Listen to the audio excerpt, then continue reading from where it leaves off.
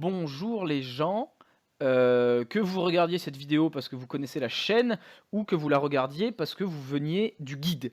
Voilà, c'est les 2 endroits desquels vous pouvez venir, je pense. Je suis accompagné, de la personne qui m'aide à tenir cette chaîne, donc Volvi, Oui, c'est moi, bonjour. voilà, qui aujourd'hui va me servir de cobaye et sur qui on va utiliser ce guide vidéo. Alors même si Volvi est un ancien joueur, pro de Hearthstone, donc il connaît les concepts et les modes de réflexion. C'est quand même quelqu'un qui ne joue plus du tout et qui à l'heure actuelle sur le jeu est rang 17, 16, 18, 18. 18. Voilà. Donc, comme c'est un guide sur le metagame, ça marche, puisque Volvier a très peu d'idées du metagame actuel, puisque tu as pas joué au jeu sérieusement depuis 3 mois, 4 mois. Ouais, à peu près, ouais. Voilà. Normalement, ça c'est la version théorique. Je pense que je ferai aussi une version pratique de la vidéo sur quelqu'un que je ne connais pas et qui sera d'accord pour que je l'utilise sur lui, pour avoir vraiment les 2 poids 2 mesures, puisque avec Volvi on est amis, on se connaît, je sais qu'il a un certain niveau sur les jeux de cartes, etc. Et donc il y aura peut-être quelques biais. Alors du coup, dans le guide, il y a 2 parties. La première, c'est comment on fait pour se renseigner sur le metagame et pour le retenir. Et la deuxième, c'est comment on s'en sert dans le jeu de toutes ces informations. Donc, la première chose qu'on va faire, c'est que je vais vous montrer comment on se renseigne sur un metagame. Il y a 3 façons. Soit vous êtes attentif quand vous jouez, vous prenez des notes, vous le retenez, et du coup, en fait, vous retenez juste les decks que vous allez le plus rencontrer. Et donc, vous allez naturellement vous y adapter et en fait, naturellement y réagir.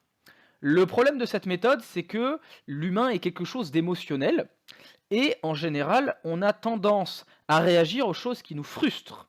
C'est-à-dire que si vous rencontrez 25 mages et 12 paladins, mais que les 12 paladins vous ont tous mis des branlées monumentales, vous allez penser qu'il y a plus de paladins que de mages. Ce qui est totalement faux, parce qu'il y en a 2 fois plus. Donc cette méthode, c'est la plus compliquée en termes d'objectivité et de statistiques. Mais elle fonctionne pour les gens qui jouent beaucoup et pour les gens qui aiment les statistiques en général et qui aiment prendre des notes et ces choses-là. C'est aussi la plus simple parce qu'il n'y a pas besoin d'aller chercher des choses autres. Ça veut dire que vous n'avez pas besoin d'avoir d'autres pages internet ouvertes quand vous jouez, etc. La deuxième méthode, c'est d'aller sur des sites. Donc, moi, je vous en montre 2, c'est les 2 que j'utilise. Le Vicious Syndicate qui poste des rapports de metagame toutes les semaines avec des schémas que vous pouvez voir donc ici, ici. Donc là, je vous ai montré le schéma metagame. Donc, c'est la distribution des classes. Donc, vous pouvez voir par exemple, démoniste est présent à 22% sur le ladder. Donc, quand vous lancez un match, vous avez une chance sur 5 environ de tomber sur un démoniste. Et vous avez 16% de chance dans le ladder que ce soit contrôle et 5,45 que ce soit zo. C'est-à-dire que vous avez une chance sur 5 de croiser un démoniste. Et sur, c'est une chance sur 5. Vous avez à peu près une chance sur 3 que ce soit démoniste contrôle. Non, oui, une chance. Non, une chance sur 4, pardon, que ce soit démoniste contrôle, et une chance sur. Et 3 chances. Je vais y arriver à faire des statistiques, oui. Vous avez 3 chances sur 4 que ce soit démoniste contrôle, et une chance sur 4 que ce soit démoniste zo. Donc ça, c'est des schémas qui sont assez faciles à apprendre. Vous prenez une photo, vous les retenez. Il y a plein de choses qui sont possibles. L'autre moyen, si c'est pas en schéma, c'est les tier lists. Donc c'est quelque chose qui va ressembler à ça. Et du coup, vous avez juste la liste de tous les decks classés par puissance, donc on va appeler win rate. Donc c'est en gros le pourcentage de parties qui gagnent en ladder. Donc vous pouvez voir en ce moment, c'est Paladin qui est tout seul en haut du ladder, puisque les 3 decks Paladins sont les 3 meilleurs. Donc le Paladin agressif qui est à 59%, Paladin Murloc 58% et le Paladin Token à 57%. Ce qui veut dire que sur les tier lists, on vous donne pas la popularité, on vous donne la puissance. Donc c'est-à-dire que si vous cherchez vous-même un deck puissant, vous allez vous référer aux tier lists. Après, sur ces sites-là, vous avez évidemment popularité. Alors là, c'est un petit peu plus indigeste déjà en termes de tableau. Donc vous avez à quel rang vous le jouez, vous avez les decks, etc. Donc ça, c'est déjà pour les gens qui aiment un petit peu plus les tableaux et les choses comme ça. Sinon, ce que je recommande au début, c'est tier list pour avoir la puissance quand vous n'avez pas d'idée de ce que vous voulez jouer, et les schémas de ce genre, tout simplement pour avoir une idée de ce que vous allez rencontrer. Et la troisième facette, c'est ces choses-là, ce sont les trackers de deck qui maintenant sont tous équipés de statistiques. Donc c'est un petit peu la même chose que la première méthode, sauf que c'est un tracker qui va le faire pour vous. Et il va vous montrer qu'est-ce que vous avez rencontré. Alors vous pouvez voir, moi je ne l'utilise pas, il n'y a aucune donnée dedans. Mais il va vous montrer ce que vous avez rencontré comme deck ces derniers temps et donc il peut vous le faire sous plein de façons, des camemberts, des tableaux, et cetera, et cetera. Je profite de la pause pour dire, bien entendu, que les deck trackers sont totalement autorisés. C'est pas autorisé en tournoi, mais pour le ladder, il n'y a rien. Vous ne risquez pas de vous faire bannir ou n'importe quoi parce que vous avez un deck tracker et que vous gardez vos statistiques. Pas Ouais. d'inquiétude à ce niveau-là. Voilà, le but c'est vraiment de s'aider. Il est recommandé même quand si un jour vous prenez du coaching ou des choses comme ça, tous les coachs vous le diront, avant un tournoi, il est recommandé de couper le tracker 1 ou 2 semaines avant le tournoi, pour justement se désintoxiquer un petit peu, mais prendre l'habitude de refaire ces choses-là mentalement. Parce que si le tracker va vous aider au metagame, il va aussi vous donner des informations en match, et en match, si vous avez l'habitude de regarder quelque chose, pour avoir des informations, en tournoi vous n'aurez pas le droit. Voilà, c'était la petite parenthèse. Donc voilà, ça ce sont les 3 moyens. Maintenant, il y a une méthode que j'ai essayé de mettre au point et qui va servir pour les gens qui jouent sur tablette et téléphone essentiellement. Parce que quand vous êtes sur PC, vous mettez la page du metagame sur le côté et vous pouvez la consulter quand vous voulez. Mais quand vous êtes sur tablette ou téléphone, c'est très dur, voire impossible de changer de page à chaque match. Moi je sais que sur ma tablette, dès que je change de page, Hearthstone se relance. Et sur téléphone, je ne sais pas comment ça marche puisque je ne joue pas sur téléphone. Donc on va faire un petit exercice avec Volvi pour retenir le metagame. Alors Volvi, tu vas aller sur cette page que je vais te donner. Moi, je veux bien quand tu me donnes des pages. Voilà, tu vas aller sur Vicious Syndicate. Oui. Voilà, et tu vas juste retenir les decks les plus populaires. Donc on va le faire avec... Combien tu te sens de retenir de decks, Volvi? C'est pour l'exemple. Allez, pour l'exemple. Bon, en général, je suis sur 4-5. Allez. Pas beaucoup plus. Donc il y en a... On va partir sur les 4 plus populaires. Et ensuite, on verra pour le 5e. Donc, les 4 plus populaires, dans l'ordre du schéma, c'est Démoniste Control, Mage Secret, Paladin Murloc et Prêtre Speedful. Donc c'est l'invocatrice. Ok? Oui. Alors, la méthode, elle est expliquée dans le guide, c'est la méthode qu'on appelle du palais mental. Alors, c'est quelque chose que j'ai emprunté au mentalisme et que j'ai essayé de reproduire pour Hearthstone.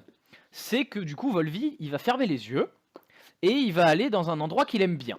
Donc Volvi, quel est l'endroit que tu aimes bien et que tu connais par cœur, que tu pourrais nous décrire sans aucun souci, sans réfléchir? Ma cuisine. Voilà, donc Volvi est un gros mangeur et il connaît sa cuisine par cœur. Ok, donc là, on est dans une phase où il n'y a absolument pas besoin de réfléchir. Donc tu visualises ta cuisine, tu rentres par la porte, ok? Ouais. Quelle est la première chose que tu vois dans ta cuisine? La table. Ok, donc sur la table, si je te dis Démoniste Control, à quoi tu penses? À quoi je pense? Bah, je ne sais pas. La première chose, si je te dis Démoniste Control, la première chose qui te vient en tête? Ça me fait penser à Gul'dan, au crâne, tu sais, à l'arme. Moi, je pense D'accord, Démoniste donc- Control, je pense à l'arme. Donc sur ta table, tu vas mettre un crâne. Je mets un crâne, d'accord. Un Ok, crâne sur ma table. donc tu mets un crâne sur ta table. Tu continues de te balader dans ta cuisine et la deuxième chose que tu vois, c'est quoi? Bah, je me tourne et c'est le frigo. Ok, donc si je te dis Mage Secret, à quoi tu penses? Mage secret, je pense à lunettes. Ok, donc peut-être que sur ta porte de frigo, tu peux mettre un magnet d'allunettes, par exemple. Ouais, Est-ce que ça te convient comme image? ça me va. Voilà, on va mettre un magnet d'armes, enfin d'allunettes. Donc c'est... Ou tu mets un magnet de lunettes, tiens. D'accord, un magnet de lunettes, ça c'est bien. Tu mets des lunettes, donc tu as un magnet de lunettes sur ton frigo. Ensuite, si je te dis Paladin Murloc, à quoi tu penses? Directement, moi je pense à un son. D'accord, donc tu penses à un son. Donc, est-ce que tu as quelque chose... Quand tu continues de te balader dans ta cuisine, c'est quoi la troisième chose que tu vas voir? Ça va être genre mon micro-ondes. Voilà, par exemple, est-ce qu'on peut imaginer que ton micro-ondes, tu changes le son quand la cuisson est prête? Ouais, Et du coup, j'imagine qu'il va faire le son d'un Murloc. c'est ça, oui. Voilà, donc ton micro-ondes maintenant, quand ce que tu veux réchauffer c'est prêt, ça fait le son d'un Murloc, ok? D'accord. Et tu continues de te balader, la quatrième chose que tu vois, Bah, c'est ma plaque de cuisson. et donc sur ta plaque de cuisson, si je te dis prêtre créature, c'est un deck qui joue avec énormément de créatures, à quoi ça te fait penser, prêtre créature? Bah, le Spiteful, en fait, le prêtre Spiteful, il me fait penser au contrôle mental. D'accord, donc tu penses au contrôle mental. Qu'est-ce qu'on pourrait mettre en lien entre ta plaque de cuisson et ton contrôle mental? Le fait que je me contrôle mentalement pour pas l'allumer. D'accord, donc quand tu vas avoir ta plaque de cuisson, tu vas essayer de résister dans ta tête pour ne pas te faire cuire un truc. C'est ça. Et ça te fait penser au prêtre Speedful.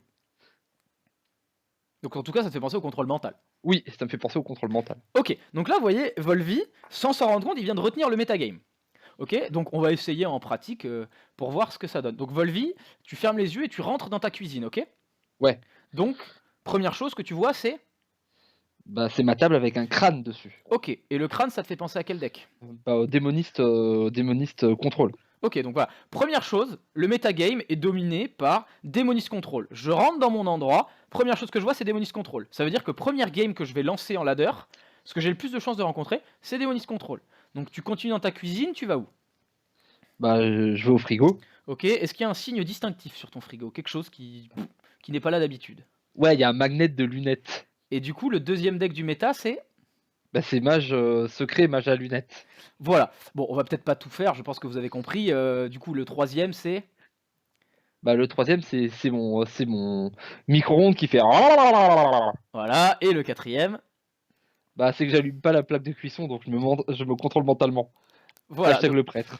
voilà, donc ça a l'air idiot dit comme ça. Et mis en pratique, c'est très rigolo à faire, c'est enfantin, mais ce sont des images qui vont rester dans l'esprit beaucoup plus longtemps que si on faisait un espèce de bourrage de crâne où il fallait le retenir. De plus, comme le méta en général change toutes les 1 ou 2 semaines au niveau des variations des decks, etc., et des tournois et de l'influence que les joueurs pros et les streamers peuvent avoir, retenir des images comme ça va beaucoup plus vite, et c'est des images que vous choisissez, donc c'est des choses qui vont plus vous parler. Donc voilà, c'était une technique que je voulais vous apprendre pour retenir le metagame. Maintenant, on va passer dans la phase beaucoup plus pratique. Et Volvi, je vais te demander d'allumer ton jeu. Mon jeu est allumé. Voilà, donc je vais allumer mon jeu aussi, et je vais aller en spectateur sur Volvi. Donc Volvi, à partir de maintenant, je vais te poser des questions quand tu joues, donc je vais te demander de prendre énormément de temps quand tu joues, et de ne pas passer ton tour tant qu'on n'a pas résolu toutes les questions. Ok. Voilà, donc, quand vous jouez à Hearthstone, et que vous lancez une partie, quelle est la première information dont vous disposez? La première chose. Du coup c'est moi qui dois te répondre là. Oui, moi je te pose juste les questions. D'accord. Non parce que tu dis vous, moi ça me fait Oui, mais je bizarre. parle aux gens qui regardent la vidéo. Bah déjà si on commence ou pas. D'accord, si on commence ou pas. Mais ça, c'est une information dont tu ne peux... Enfin, tu peux t'en servir, mais ça n'a pas d'impact. La première information impactante. Même d'ailleurs, avant même de savoir si tu peux commencer ou pas, d'ailleurs, tu le sais. C'est vrai, la classe de l'adversaire. Voilà, la classe de l'adversaire. Et ça, du coup, quand tu connais le metagame, la classe de l'adversaire, c'est une énorme information. Donc, Ah bah oui. mettons Volvi parmi les 4 classes qu'on a retenues, je vais te dire, ton adversaire joue Paladin. À quoi tu penses? Bah je pense à Paladin Murloc. Voilà. Et donc, Paladin Murloc, cette information, elle va te servir. Parce que Paladin Murloc, ça regorge de plein d'informations sur ton adversaire. Voilà, faisons vite fait, donne-moi 2 choses qui peuvent te servir pour gagner un match contre Paladin Murloc une fois que tu as l'information. Qu'est-ce que tu vas te dire dès que tu dis ah, Paladin, donc Paladin Murloc, donc... Bah je vais me dire que je vais prendre très cher très vite et que du coup il me faut des cleans. Ok, donc un adversaire rapide. Deuxième info. Voilà. Et je vais me dire aussi que ce Paladin Murloc, bah à la fin il a des trucs pour se buffer, qu'il faut jamais lui laisser le board.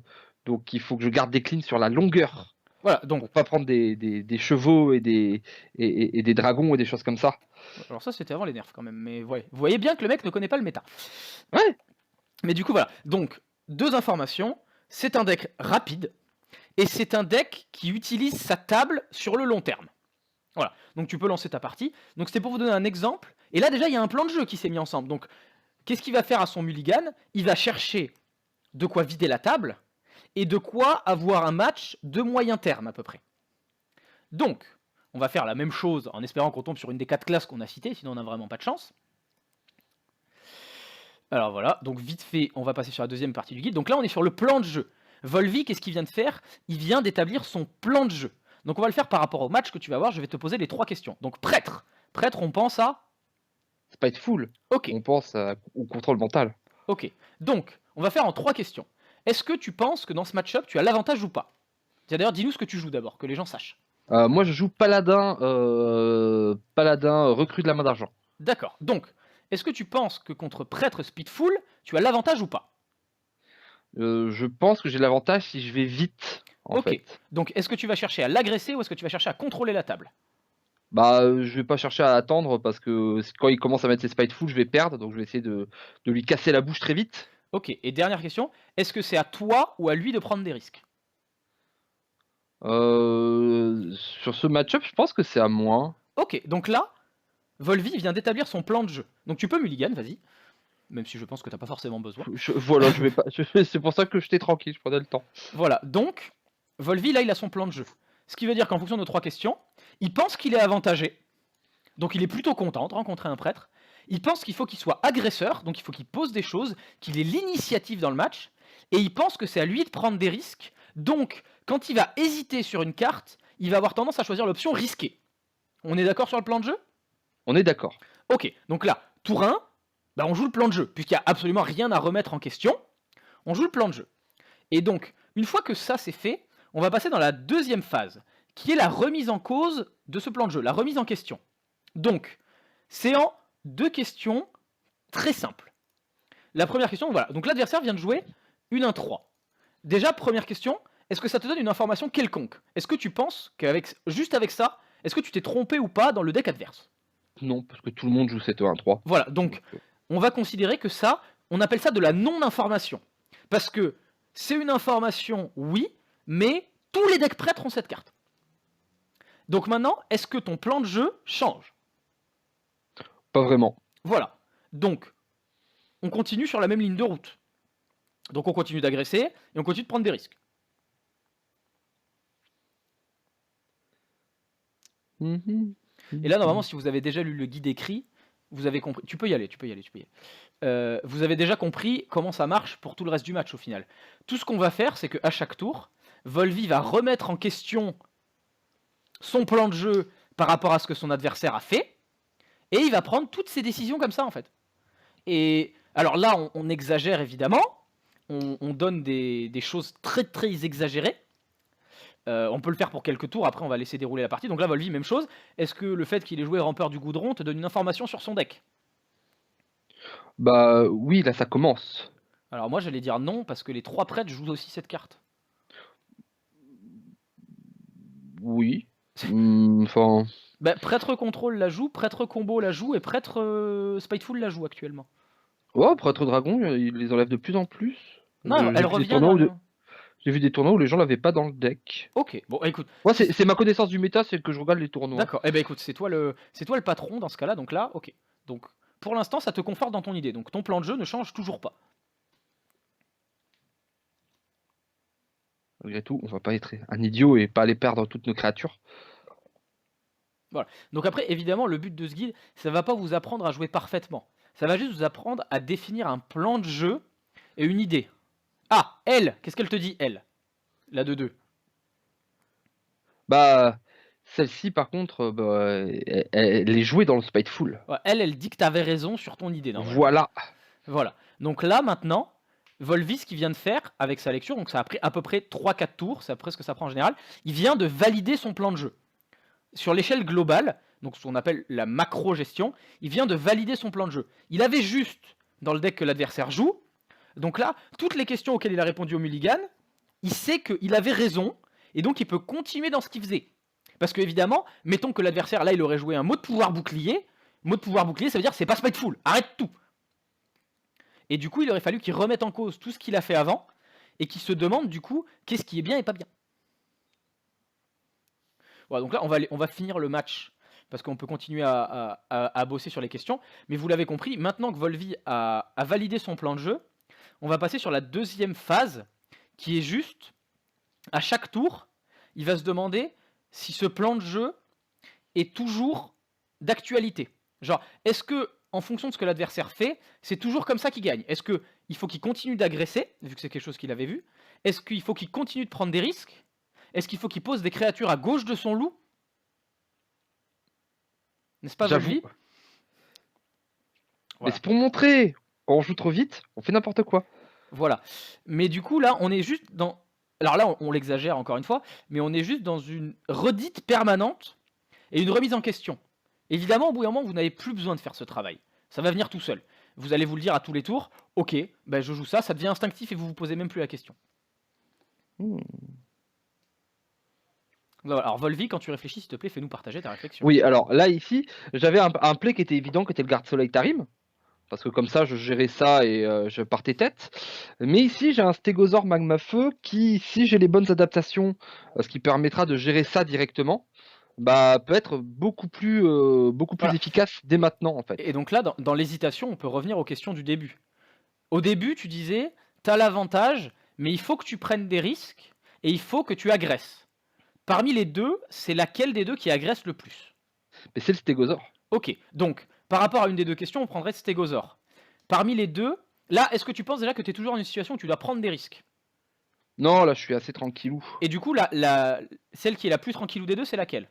C'est le garde-soleil. Du coup, qu'est-ce que tu choisirais? Bah, je vais partir sur garde-soleil. Parce Voilà. que j'ai le temps. Donc là, il y a deux choses qui rentrent en compte. Il y a le fait qu'il s'est reposé les mêmes questions qui s'étaient posées au début de partie, et du coup qui l'ont aidé à résoudre un problème qui était quand même au tour 6, donc avancer dans la partie. Et la deuxième chose, c'est la connaissance du deck adverse. Donc ça, c'est un autre niveau. Pour l'instant, ce qu'on sait, c'est les decks qui sont joués. Après, évidemment, il faut aller s'intéresser aux listes. Voilà, qu'est-ce qu'il y a dans les decks, etc. Mais un truc que là, donc Volvi a évidemment l'information, c'est que voilà, un prêtre Speedful ne joue pas de zone, puisque les sorts qu'il joue, c'est des sorts à 8 ou à 10. Donc il sait que jusqu'au tour 8 minimum, c'est que de la créature qui tombe. Et il n'y a aucune créature qui a un effet de zone. À part le dragon. Mais le C'est dragon, ça. n'ayant pas été joué avant qu'il était exceptionnel, Volvi l'a pas dit, mais il est parti du principe que l'adversaire ne l'avait pas dans sa main. Puis un peu, pour aller un peu plus loin dans ma réflexion, c'est que au taux de HP où je le mets, en fait, même s'il joue un Spiteful, il y a très peu de créatures qui m'empêchent de le tuer le tour d'après, donc ça devient un mauvais play. J'ai réussi à me convaincre du fait que la lecture était bonne, et donc je joue autour de ça, en fait. Voilà, donc ça sera pour d'autres guides, la lecture de jeu, la prise de décision, etc. Donc voilà, le but c'était de vous montrer un petit peu comment on peut appliquer les informations du metagame à un début de partie et plus tard à une fin de partie.